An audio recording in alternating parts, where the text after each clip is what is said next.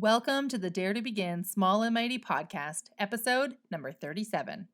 Welcome to part 2 of our 3-part mini-series, Your First Year in Business. One of the biggest challenges for every new business owner is actually booking your first few clients. Now, if you've got years of experience and contacts to draw on, then this probably isn't so scary for you. But if you're starting a new career and or have no business contacts, this can seem like an overwhelming hurdle. So let's talk about how you can book your first few clients, especially if you're a newbie. Let's get to it.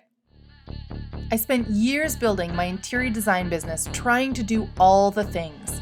The marketing, the networking, the free content, spending thousands of dollars on training and education, only to see minimal growth. After years of frustration, I finally started to ask, what am I missing? I had the systems in place for powerful growth. I had amazing clients. I had determination, drive, and commitment to spare. And yet, I wasn't seeing the success I desired. What if business is not about the doing? What if building a powerful business requires both powerful systems and something else, something deeper? I'm Amy Van Meel, and I'm on a journey to discover that something else. If you are ready to build a powerful business and do it knowing that your success is inevitable, join me as I share both the powerful systems I know work and my lessons and revelations as I discover that something deeper. Welcome, Changemaker, to the Dare to Begin Small and Mighty podcast.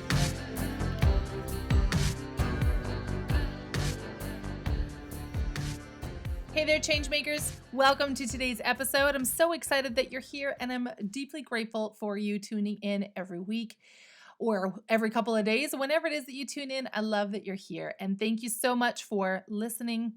I have been watching my downloads count go up, and while I still don't totally understand the metrics, I love seeing the numbers grow. So thank you for joining me. You guys are you're the whole reason that I do this. I would probably still sit in my office talking to somebody, even if it's a picture of myself on the wall. But it's so much sweeter that I get to be able to do this and share the information and talk to you specifically. So, hey, thanks for joining in. So I hope you enjoyed part 1 of this 3-part mini-series. We're talking about your first year in business. Now, obviously, the stuff that we're talking about, you can apply to virtually any year in business, even if you've been in business for 20 years. Some of this stuff might be a good reminder for you. But I wanted to address this series specifically to those of you who are in your first year of business. Or maybe you're just about to start a business and you're kind of terrified and you're like looking down the hole at the first year of business. So wherever you are, welcome to the journey. Now, part 2, we're going to talk about booking your first clients. Part 1 was all about relationships. If you haven't had a chance to listen yet, I definitely encourage that you listen to it after you listen to this one because there's some valuable information in there. But part 2 is all about booking your first clients. Now, for most of us, at the beginning of our business journey, booking your first clients is like one of the hardest things to overcome. And I've been guesting on a few different podcasts, trying to get some more of the word out there and share some of the knowledge that I have to other audiences as well. And what's been interesting is some of them included, there were interviews where they were actually talking about like how I first got started. And what was so fascinating, I did an interview just a couple weeks ago. It should be coming out, I believe, the end of October, so stay tuned. That he was asking me about like the very first client I ever had in business ever. Not in the design business that I talk about and not in this business, but like the very first client ever, which was a crazy throwback and I actually had to think a little bit about, who was the very first client I ever had? And the cool thing was I suddenly remembered with just like all the joy in the world, I suddenly remembered the first person that I served. So I was out of university maybe a year. I was working at a high-end lighting retailer. And it was doing all right. And a lot of the clients that I worked with, people that would come into the store, it was always quite interesting to see how their Their receptiveness to my ideas would change when they found out that I actually was an interior designer and that that's what I'd studied and that's what I'm building my business on. Now, at the time, I didn't have a business. So I had a woman that came in. She was building a brand new house and she was making some selections for the lighting for her home. And she wanted me to come out to her home to make sure that what we had discussed would work and etc. And when she found out that I was a designer, like, could you help me with a few other questions? So I had to go ask my manager at the time because I said, I'm actually not sure if I'm allowed to do that. So I spoke with my manager, who was also an interior designer and had gone to the same program at university that I had. And so she knew what my background was. She knew what my education was. And I said, this person wants me to come to their home. Would that be okay? And the agreement was that that was fine, so long as I was clear that I was not going there as a representative of the business, but that I was going there on my own. So that's all fine. This woman still, had me come out. And here's what was so powerful about it. The cool thing was, so I'd never done a design consultation ever before in my life. Like, this is the first time I'd ever been invited to a client's home. I had no idea, what to expect, other than I knew what I was good at. I knew what I was there to do. And so away I went. So we did the consultation. I think it was there for 2, maybe 3 hours. And then again, I hadn't set anything up, so I had no idea what I was doing. She said, "Okay, great. Send me an invoice and I'll send you a check or whatever." And I'm driving home going, "An invoice? I don't have an invoice. How the hell am I going to put this together? And I don't even know what this like what if I'm charging too much and da da da da all these things." And the site was about 45 minutes drive from the city. I lived in Winnipeg, Manitoba at the time, and she lived outside the city. And so I went home. Thank goodness my mom was an accountant because she helped me put together a basic invoice, sent off the invoice, and I don't think I'll ever forget this. The client sent it back.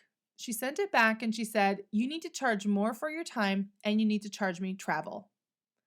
And I was astounded. I mean, to say I was dumbfounded, like, you could have pushed me over the feather. I'm like, "What? You're actually telling me to charge you more? Does this happen? Like, am I being punked right now?" And so I did. I raised my rates. And to be honest, I have no idea what I actually charged that first time. I'm sure it was way too little. And even when I raised it, I'm sure it was way too little. And I had no idea what to charge for travel. I had no idea that I could charge for travel. That was so beyond my understanding at that point. So I did what she asked. I sent it back through. And I'm sure that she paid it, was no issue, but I'm sure that she was looking at it even then going, "Okay, this girl's got something to learn, but that's okay." And I'm so grateful that my first experience was that way, that it didn't start off with someone who just, took my time for granted and was like, "Wow, I got a hell of a deal on this." Somebody who, knew that I'd never done this before. And what I had found out in my consultation with her was that she actually owned her own business. She owned a transport company. And so when you work in transport, my dad has a transport company and he's been in business for, I think, 26 or maybe 27 years. And it's not the easiest business to be in. If you've ever worked in transport, you understand it's kind of a rough and tumble business. And so I'm sure this woman had just gumption like out of her ears. And so when she saw me coming up, I'm sure she saw there's some potential here. So what I want to talk about is about booking your first few clients, because you may have a situation like I did where someone just saw you and said, "Hey, I want to hire you for whatever it is that you're doing." Or you may have none of that and be going, "Holy crap, how the heck do I find all these clients to start with?" Now, before I get into a few things around booking your first clients, I want to go over a few pre-booking details. So first of all, I want to make sure that you have set some clear rates for your business. Whatever your business is, make sure that you are specific about the rates that you charge.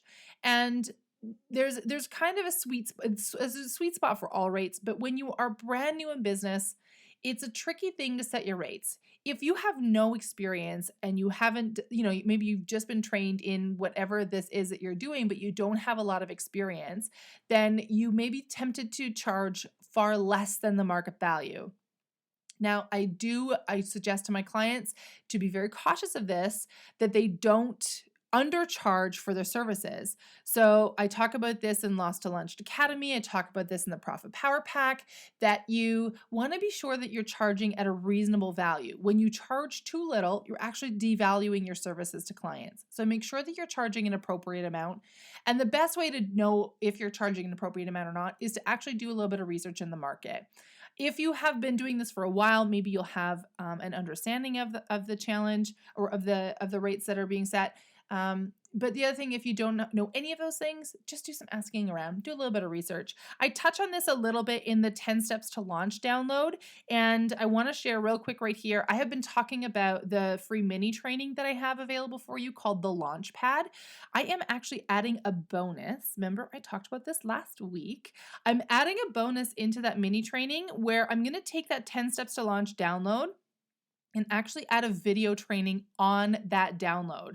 So I would encourage you to get your hands on the free mini training. It's called the Launch Pad. You can sign up for it by going to daretobegin.net/the launch pad. It's all one word. Sign up and you'll get that mini training, which will have some powerful tools, which are going to work perfectly in line with what today's episode is about. And like I said, that bonus, the 10 Steps to Launch download video bonus, is going to be in there for you as well. So highly recommend it because, first of all, it's free and who doesn't want that? And second of all, it's fucking good and there's no other way to say it. So get in there. So like I said, make sure that you have clear rates set ahead of time. Make sure you do this research and work ahead of time so that you're not like me, wet behind the ears going to meet your first client. Second of all, get clear about who you are serving. And I've talked about this before, but start with a small target. You want to be specific about it ahead of time. Remember when we talked about relationships, about being open and specific? When it comes to your clients, be specific about who you're here to serve. And I talk about that again, the 10 Steps to Launch download. I go through it in depth in the Lost to Launched Academy. So if you are interested in the Lost to Launched Academy, taking the full program, please reach out to me either via email at amy@daretobegin.net or DM me over Instagram at idaretobegin. But I want to be just clear about the fact that you need to be clear about who you're serving. And finally, know how people can pay you. This sounds like the most ridiculously simple thing in the world, but it's so important that you know how people can pay you. Make it really easy for them. So I actually had this conversation with my coach just last week, which was kind of funny, that you can actually set up auto deposit for an email address with most banks. I can't guarantee it's possible with your bank, but I think it's something that it's worth looking into. For my interior design clients, I have my interior design specific email address, and that email address is set up to automatically deposit to my bank account. And that it just makes it so much easier. First of all, there's not a password required for my clients, which makes it way easier for them.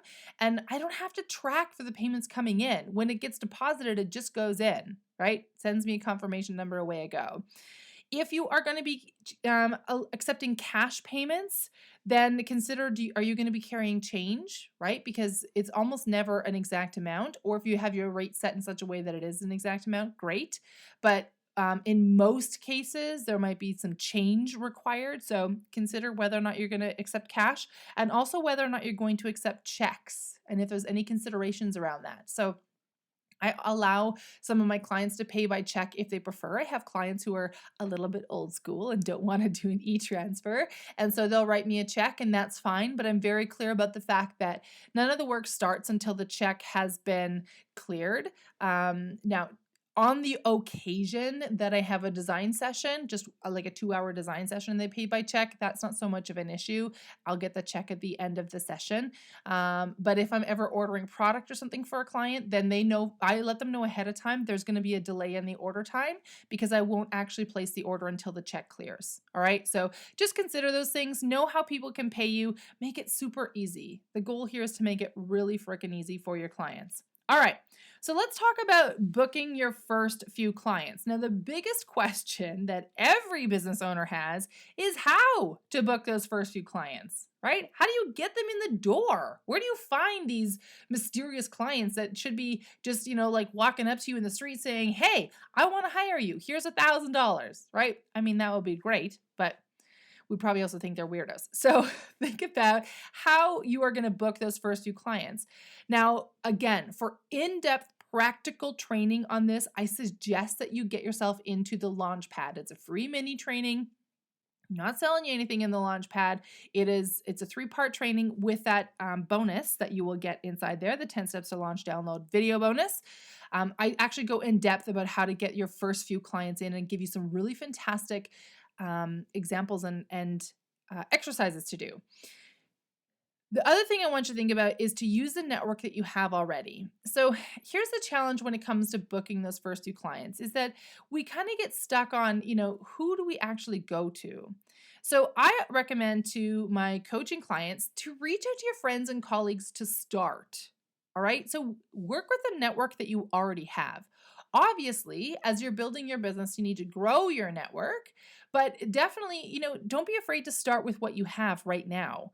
And so you can reach out to friends and colleagues and let them know, maybe they know already that you're starting this business. Be sure to ask them for referrals. So here's the thing that a lot of people do. I think that they look at their immediate network and say, well, they don't want what I have, or they can't afford what I am offering. Right. So what you do is you completely cut off the option to have any income and any bookings coming in through your network at all. Whereas the other thing that you could look at it and say, okay, this is the network I have. These people care about me or they know me or what have you. Perhaps they would be willing to help support me by referring me out to somebody else. Right? It's all about starting somewhere. So I would suggest start with the network you have. Now, like I said in the very beginning intro of this episode, if you've been in business for a number of years or you've built a career and now you're doing consulting in a business that you've already been in and around the industry for years, maybe this isn't such a big issue for you. It's possible that you have a robust network to be able to draw on. As I mentioned in the last episode, when I started my design business, I knew like 30 people. So I had to do everything from the beginning. But one of the biggest benefits that I had, a good friend of my boyfriend, and she's become a dear friend of mine over the years. She knew, I mean, obviously she knew me before I started my business, but it was about 4 months before I started my business that I actually met her. And we were talking about her home and she wanted to do some updates to her home. And she said to me, I will hire you as soon as you start your own business. I was working somewhere else at the time and was miserable there. And she says, I'm not going to give my money to that company. I don't believe in what they do. But when you start your own business, I'll be the first to hire you. And she was. And she's been one of my best clients. She's been one of my best referral sources. And she's just been a phenomenal friend and loyal supporter all the way through. So think about the network that you have. I would suggest make them a deal. All right. Like maybe you can do something like where it's a business start promo. And I go into depth about some of these ideas that you can do inside the Launchpad. So I encourage you to definitely go sign up for that free training, daretobegin.net/the Launchpad to get that. When you're networking, I want you to hear this. When you're networking, don't be a jerk. And by that I mean listen and pay attention to what other people are saying and offer your services only if it makes sense. So, inside Lost to Launched Academy, I have a whole module on networking where I actually teach you some best practices when it comes to networking and how you can, how to be a good networker, how you're building relationships. Remember, we talked about building relationships. So you can get that through Lost to Launched Academy, and you can find out more about that by contacting me directly.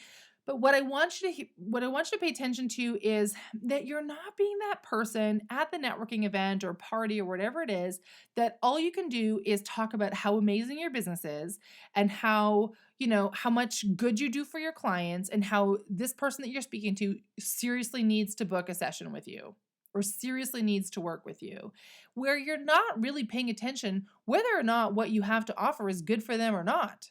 All right. It is, we talked in the beginning, right? In the pre-booking details to be clear about who it is you're serving. Not everybody is your client. And it is incredibly conceited of you to believe that everybody needs your product or your service. Whether or not that's true, the point is not that you are here to serve everybody. The point is that you are here to serve a very specific market, a very selective market. And that's why I say in the pre-booking to make sure you get clear on who it is that you're serving. So then, because you're clear on who you're serving, right? Pinky swear. Then when you're out networking, you can be paying attention for triggers that will say, okay, this person would be a great fit for what I have to offer. Here's another great way to know whether or not you're a great fit. Let's say you're at a business networking event and someone says, wow, I really hate doing the books for my business. I don't understand the numbers. I know it's important. This person, Amy, on the Dare to Begin Small Mighty podcast keeps telling me that I'm supposed to be doing my bookkeeping, but oh my God, I hate it. And you are a bookkeeper. You love doing books. Books are or numbers are your jam. You could look at QuickBooks or Sage Accounting, whatever, all day long and be happy as a clam in water. That is a perfect opportunity for you to say, hey, you know what? I have a business doing bookkeeping. I really love doing bookkeeping. I love making it easier for my clients. And it's my passion to make those numbers make sense for business owners. So maybe if you are in a position that you want to look at hiring a bookkeeper, perhaps we can go for coffee and see if this will be a good fit. Right? That's a great opportunity for you to offer your services. But if they're talking about the fact that they, have a bookkeeper that they really love or that they really enjoy doing their numbers or something, that's not the time for you to say, hey, by the way, I think you should hire me. Or if the conversation literally is like, hi, my name's Jennifer. Hey, my name's Jamie. And you're like, great. Hi, Jamie. I want to be your bookkeeper. Not a good time, right? So I want you to think about that. Use the network that you have, but don't be a jerk about it. Okay, so we talked a little bit about how to book those first few. Now I want you to, the next thing to think about is to overcome that new and yet to be proved gap. So here's the thing. When we are starting a business, like I said, you might have years of experience already, or you might not. You may have just finished a program or some kind of training in whatever service industry that you are in, whether you're a designer or a massage therapist or an accountant or an auto mechanic. I don't know. Whatever the industry that you're in, maybe you've just finished and maybe you had some practical, I'm giving air quotes here, practical experience that was related to your education, but you have no or very little actual application and training of doing it in the trenches. Maybe you were like me all those years ago, going to that woman's house and having no freaking idea about what an invoice even was supposed to look like, right? So that might be you. This is one thing that I know so many of us, and my hand is included, it's up on this one as well, to be nervous about getting over that new and yet to be proved gap. So this business, Dare to Begin, is a perfect example of my needing to overcome that gap, right? I know that the systems in my business work well. But do you think that I come into my business every single day totally confident that I'm nailing it? Absolutely knowing that people are going to love working with me, that I can bring the best possible value for them? No, I'm human and I'm fallible like everybody else. So I struggle with that on the daily about, can I bring enough value to my clients? Can I bring enough clients in? How do I bring clients in, right? This is like the stuff that I'm talking about with you today is not stuff that I've 100% figured out. It's all in the testing stages for me in some regards as well. But I have the benefit of drawing on the knowledge and the experience that I had building my other business. So I want you to not get hung up on this, I'm brand new and nobody's going to want to hire me or I have no experience. I will say this, be honest about your business journey, but do it carefully. And by that, I mean, if you don't have actual experience doing what you're doing yet, it's okay to be honest about it and to be able to use that and get people excited about getting in on the ground floor. So so that first design session was a perfect example. When I went out there, I didn't have a clue what I was doing, but this person saw some potential in me. As I developed those skills down the road, even though I was still trying to figure out what this whole design consultation thing looked like, and then eventually got a job where I worked with someone and got to shadow somebody else where they had been doing this kind of work for a while, then it gave me some added insight. But what was actually kind of interesting was I had always seen the idea that I was, fresh out of school and young and relatively inexperienced as just this huge hurdle to overcome. Where in reality, I had a number of clients who said, oh, I'm so glad to work with you because you're still so fresh. You have a fresh take on all these things. You're not ingrained in these trenches. I know that sounds crazy, but seriously, I had people who were encouraged by that. So I would encourage you to look at this idea of you being, new and not yet proven as a potential benefit for your clients. You're still experimenting on what's the best way to serve them. And when you get them excited to be getting in on the ground floor with you, then you get them swept up in that excitement, right? Who doesn't want to be part of that, the beginning stages of things? Like if you were there the first days of Apple, I bet you right now you'd be laughing, right? You'd be like, I was there when it all got started. And that was really fun. It was really exciting. So get people excited about getting in on the ground floor with you. Now, don't lie about your experience if you're asked. This is why I say to be honest, but do it carefully. You don't want to scare people away by the fact that you may not have experience, but don't lie about it if you don't have it. So my other business, like I said, is interior design. I've been doing interior design for a number of years. And about 6 months ago, a previous client of mine came to me and asked if I would put a proposal through for a commercial space. I've never done commercial space in my business. I had done some commercial spaces when I had a job many years ago, but that was it. And it was not to the degree that this space is requiring design. I was completely upfront with the client. They already knew that I was good at my job. Obviously, they had sought me out after I'd worked with them before. But I said, I don't have any experience in commercial design. I'm not a commercial designer. So I don't think that this will be an issue as long, I went over the few things that I knew I needed to be careful of. But I said, as long as you understand that I don't have that experience to draw on, and that will require a little bit extra out of your contractor potentially, then I'm more than happy to submit a proposal. But I wanted to be honest with them up front. Because here's the thing. If you try to fake it until you make it, you might get away with it, but you could get busted. And if you get busted, it's so much worse than just having come clean at the beginning. Because what you do is that you've now immediately devalued everything that you do. You've broken that trust. You've shattered that trust. That your client, that potential client or new client, won't trust you anymore when they find out that you've lied or omitted something like that.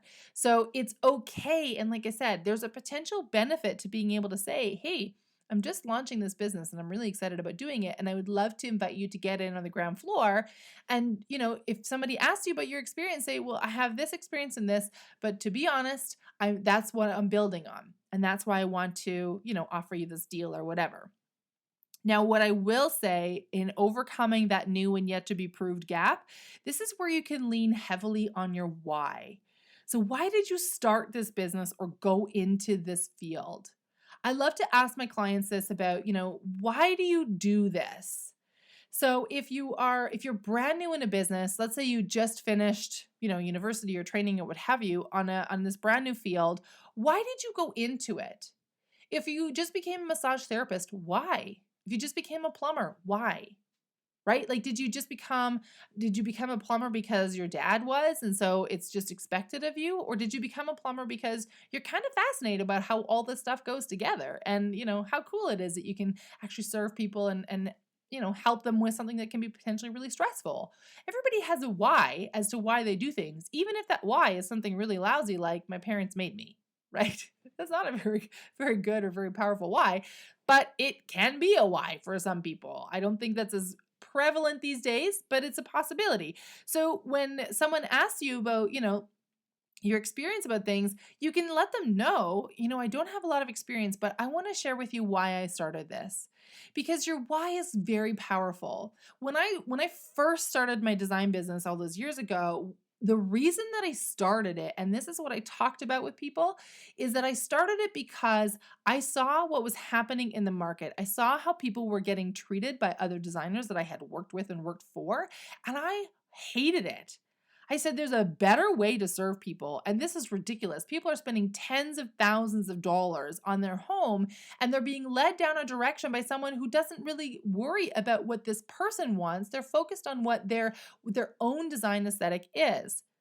And that was so wrong to me. And that's why I started. So, did I have a lot to figure out? Fuck yeah, I did. I had a lot to figure out. And they knew that I was new in my business, but they also knew that I was really passionate about what I did and that I was more focused about getting the result that they were after than just making money.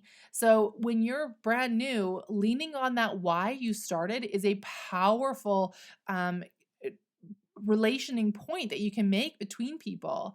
For some of you, it might be that you wanted to start a business because you wanted more time with your kids, right? I know for a lot of moms, that's a reason why they start a business. Now, the interesting thing is that while I can understand that, to me, that's not a deep relation point because I don't have any kids, right? And that might sound silly, but I understand why they're excited to do it, but I don't have any kids, so that's not a powerful motivator for me, right? When I started my design business, it was because I wanted to make it better for my clients. When I started this business, the whole reason that I started Dare to Begin was because I wanted to make the starting and growing a business process so much easier for somebody else. That's why I started it.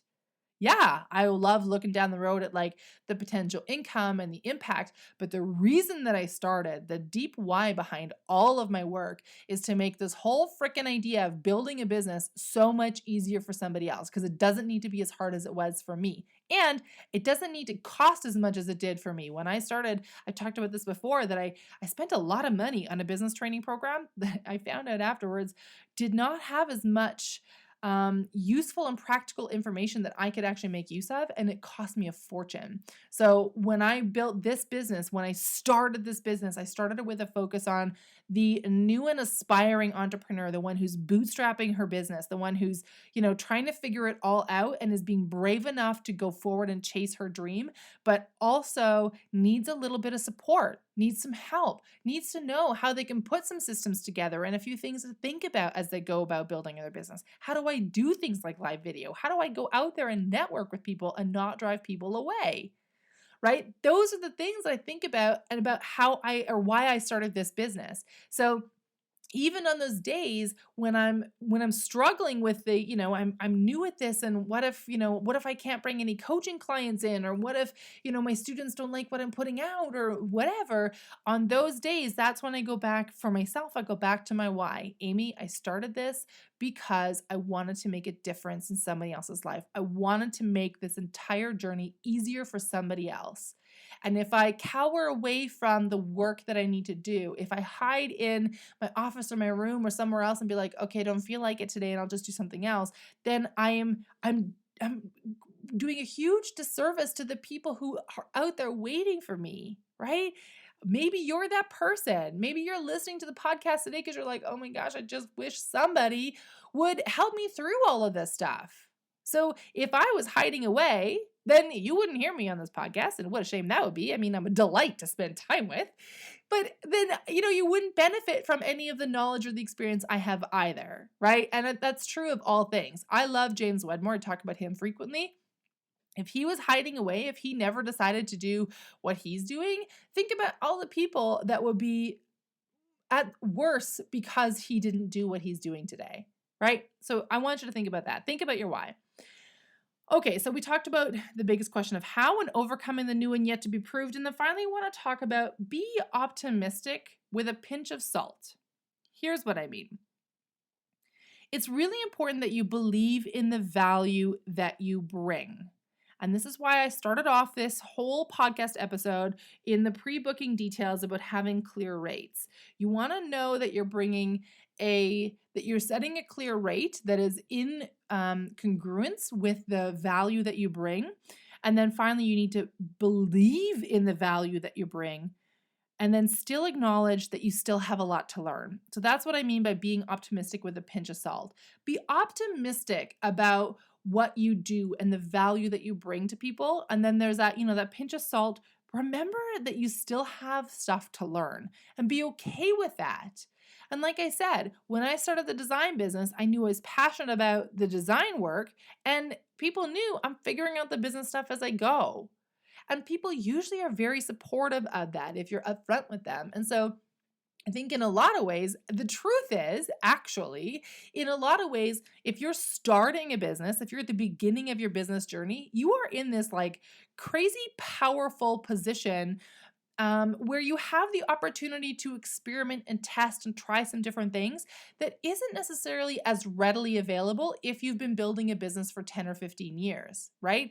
By 10 or 15 years, typically your clients have a certain expectation of you, whether it's how you do your business or what you do in your business or the rates that you charge in your business. But if you're brand new, you have this fantastic opportunity to experiment and try some things out.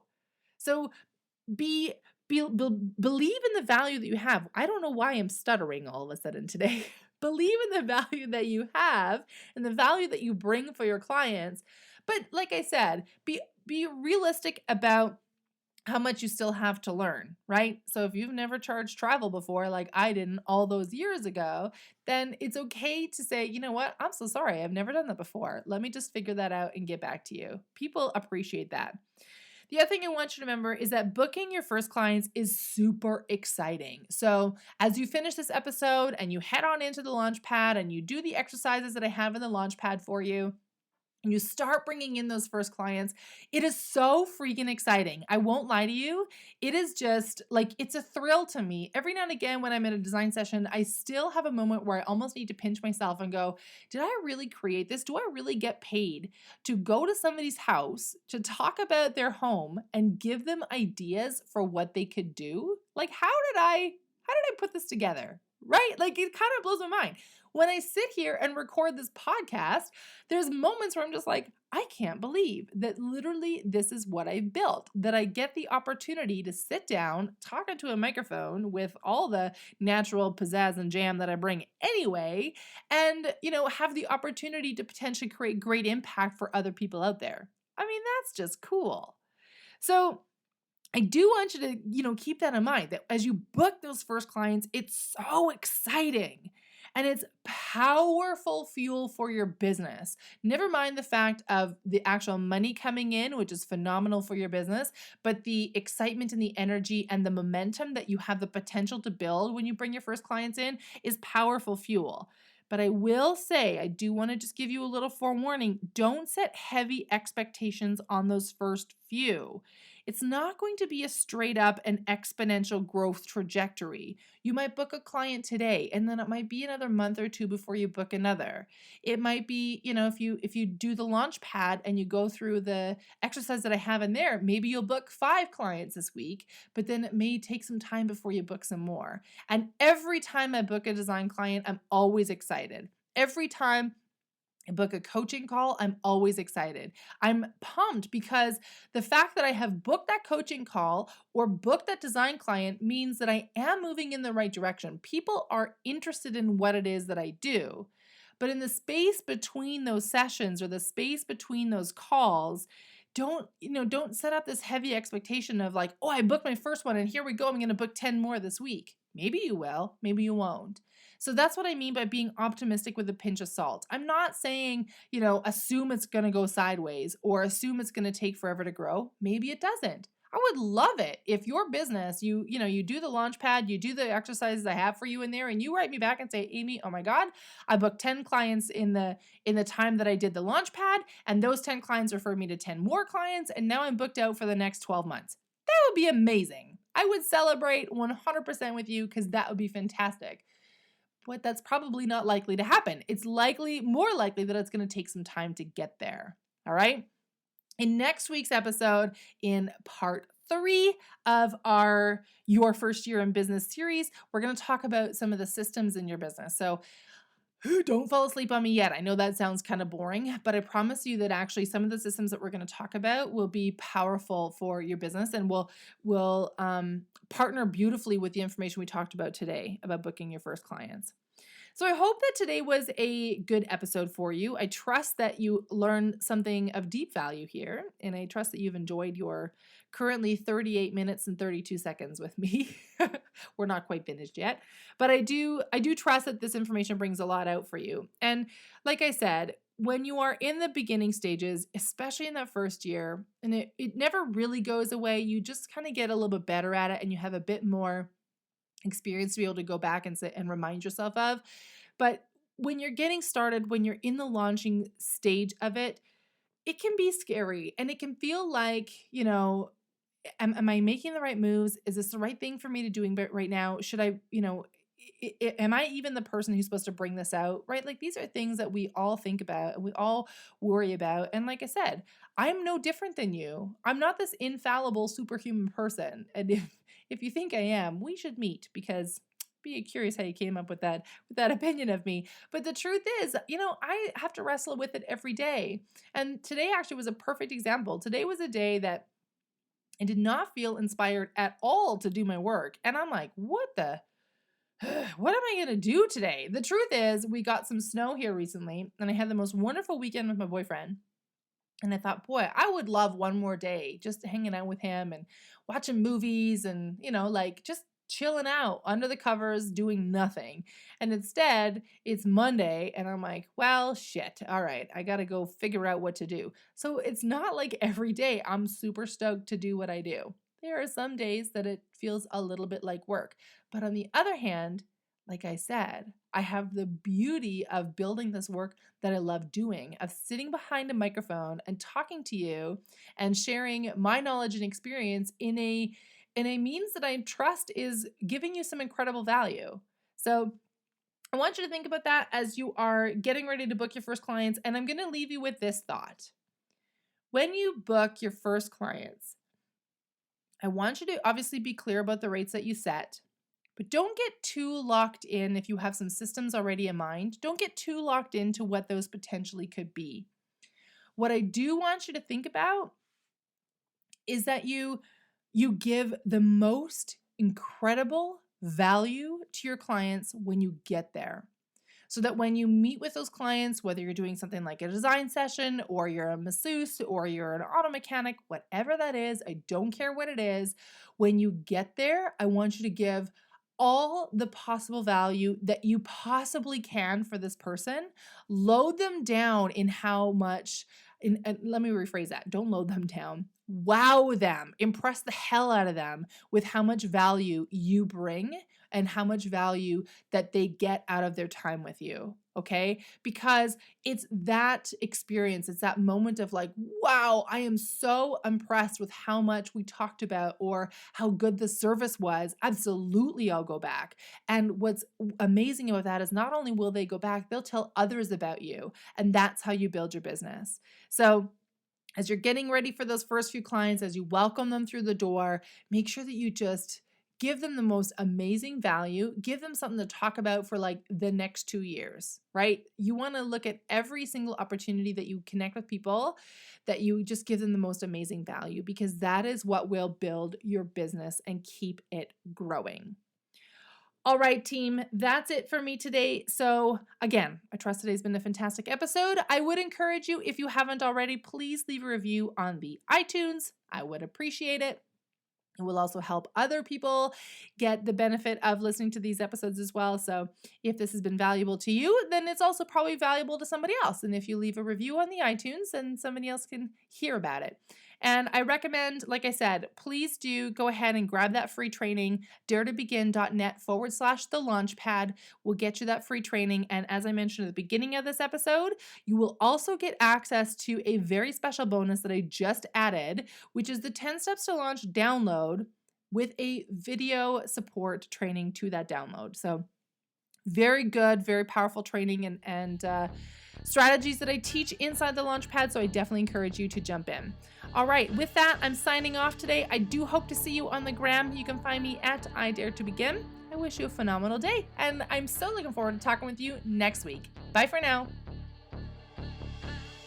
Are you tired of figuring it out all on your own? Of sitting in overwhelm, knowing that you're not moving forward, but having no idea where or how to start?